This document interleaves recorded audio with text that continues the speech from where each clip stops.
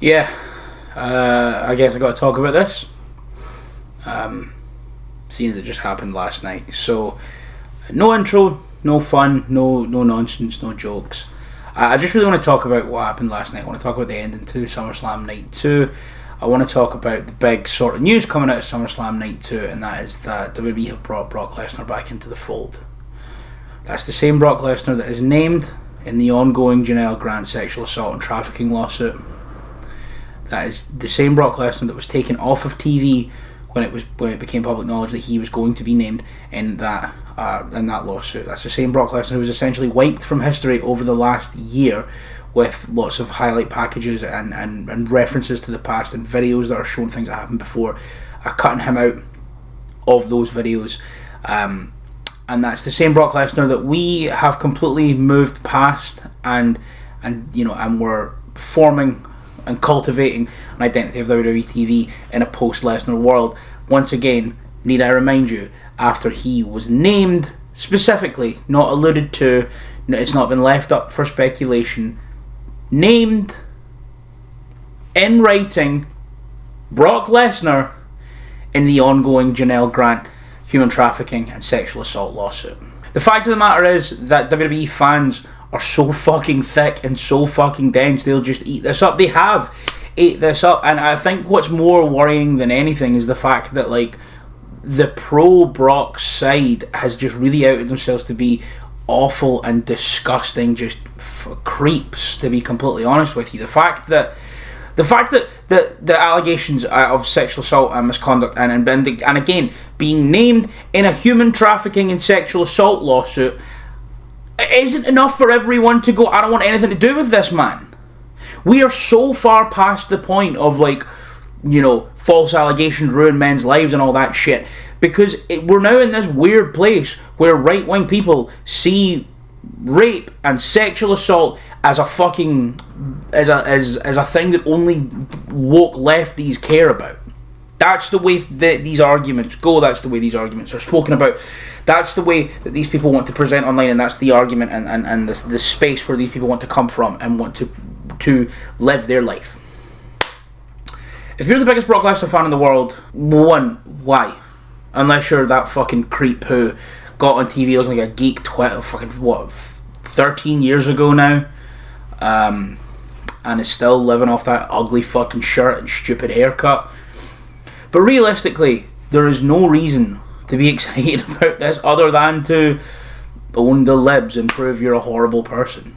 Because WWE TV was going, and WWE's product was existing in a post-Brock world. And yeah, I've had my issues with their product, but I always have my issues with WWE's product. I don't think just because it's not been incredibly engaging to me in recent months doesn't mean that this was the shake-up we needed. And the fact of the matter is that it just kind of proves that WWE really don't actually care about anything. WWE have trained their audience to care about moments and big viral moments and things like that, to the point that you hear that music hit and you hear Michael Cole say holy shit on commentary and sell it like it is a big moment.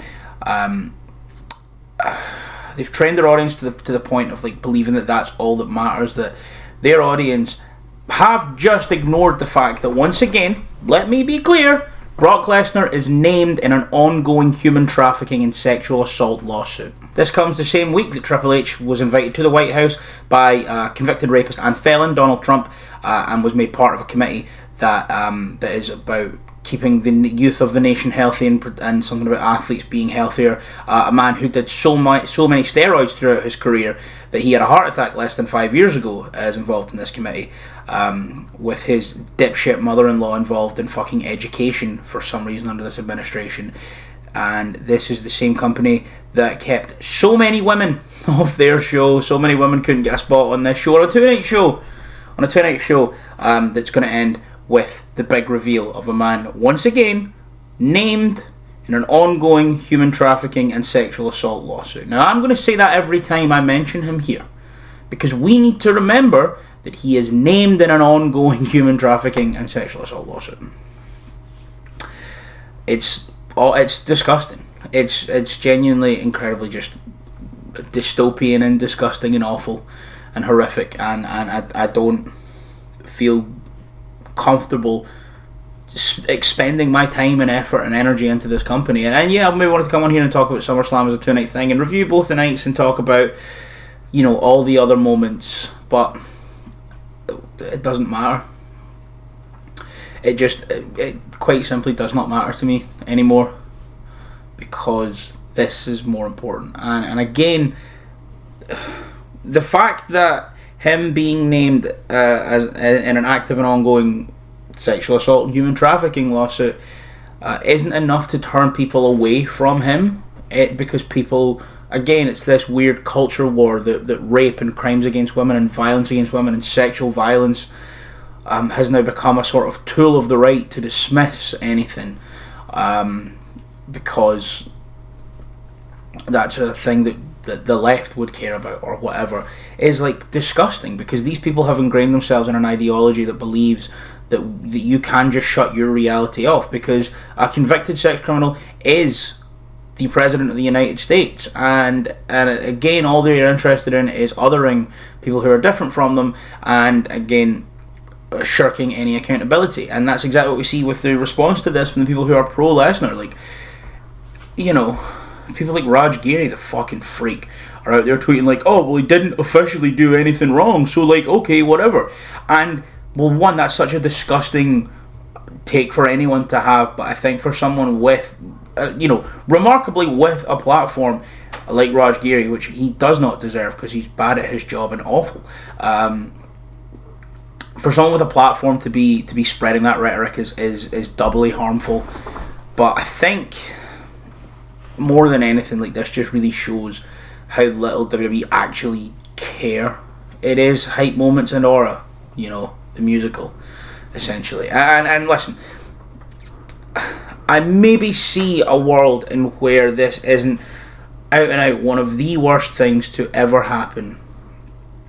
If we are looking at, you know, maybe down the line, once the current lawsuit is finished, once you know, Janelle Grant has had some form of justice given to her, hopefully, I can maybe see a world in where this is finished. If, say, it's finished and it ends with, you know, Brock's involvement maybe being revealed to not be all that, or maybe something, or we if there is a world in where the lawsuit comes and goes and nothing further is raised against Brock, and Brock is essentially, I don't want to say absolved, but if that were to happen and we get to a world post lawsuit where Brock's involvement is revealed to be what it was made to be, or he wasn't involved or anything like that, or like no charges are brought against Brock formally, I can maybe see a world in which bringing him back into the fold in that situation is kind of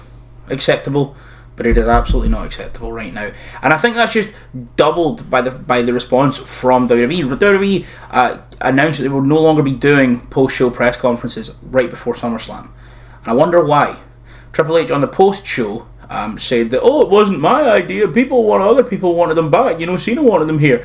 This man loves to be the centre of attention when it's going well, but if there's any sense of anything going against him, he backs off. But we live in a world where they stop doing their press conferences, probably specifically just for this, but realistically that was never going to happen, because the WWE press conferences, they get in wrestling journalists and wrestling like influencers and guys like that who really don't have any sense of ethics with it. So these people, maybe out of fear that they won't get invited back, or maybe out of the fact that they're not journalists, or just idiots who got in front of a camera like I'm doing right now, and spoke about wrestling and got big through it. But at least, you know, there are people who would ask the right questions. They're not people who go are asking things like, what's your Waffle House order? Or Triple H will go, how much was the gate tonight? And he'll go, yep, we scammed our fans for more money. We made the most money ever tonight, and we're going to make the most money ever tomorrow night, even though it's in a smaller arena because we're charging $9 million a ticket. The people who go there aren't the people who actually would throw any fucking tough questions at them. And I truly think, because of the fact that it got a reaction in the arena, and they can then just go, oh, well, it's only the people on the internet who get upset about these things, when, like, there's a very valid reason people are upset about this. And I saw clips from people inside the stadium fucking walking out when this happened. Like, all of this is coming down to a world where we're going to see Vince front row by the end of the year, and he's going to get cheered. I really don't want to come on, and I really hate doing the whole WWE fans are stupid thing. But WWE fans are stupid, and they prove it to us every single time something like this happens. So, yeah, that's it for me today. And I have a feeling this is probably going to break containment, and this is going to go to the people who are like, oh, he did nothing wrong, me. So if you're that person, and if you're here going, wah, cry more, lib, I'm not going to say it, but you know what I'm thinking. Alternatively, bite the curb. Okay? That's it from me.